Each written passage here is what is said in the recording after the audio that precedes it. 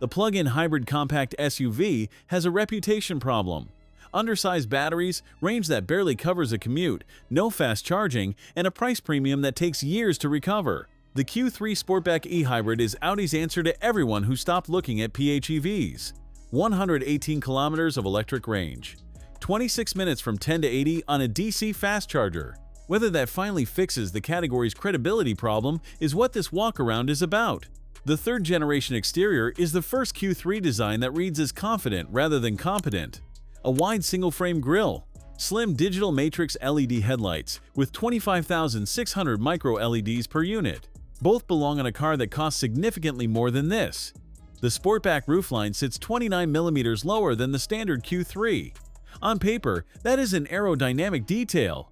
In person, it is the difference between a sensible choice and something you would actually pick for its proportions. The Q3 e-hybrid's cabin is the one I would choose over the BMW X1 PHEV and the Mercedes GLA at this price bracket, without needing a long conversation. The 12.8-inch MMI touchscreen sits at the top of a clean horizontal dashboard with soft-touch surfaces standard throughout.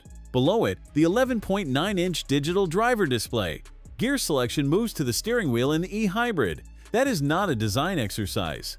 It is a daily use decision built around what PHEV ownership actually involves, switching drive modes without looking away from the road, and Audi didn't charge extra for it. Sport seats in S-line microfiber hold you through bends without hardening into something punishing by hour 3. Build quality is tight at every contact point that matters daily. My one honest return is the instrument cluster's graphical presentation gray backgrounds, a sparse layout that does not match the material quality surrounding it.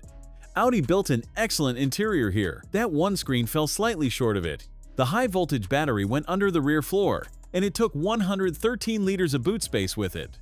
375 liters in the e-hybrid Sportback, down from 488 in the petrol version, with the sliding rear bench gone as well. For most owners, 375 liters covers a weekly shop and 2 carry-ons without strategy. If a pram or a large dog crate is part of your regular life, measure this against the diesel Q3 before you commit. The electric range figure on this car versus the BMW X1 PHEV is the number that changes how the whole price argument reads.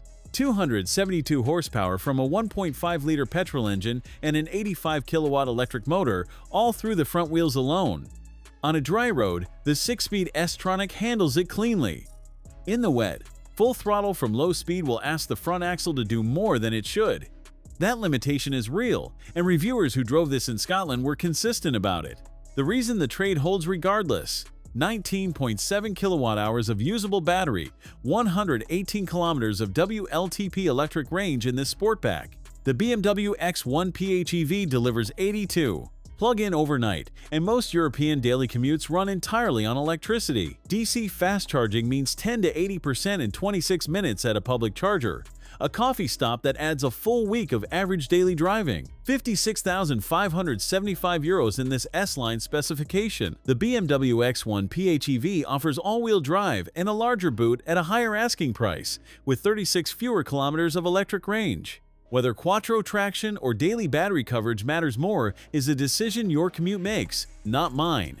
The boot reduction and the front drive traction limit are real, and I would not tell you otherwise. The Q3 Sportback e-hybrid is the first version of this car I would recommend over the diesel without needing to explain the trade.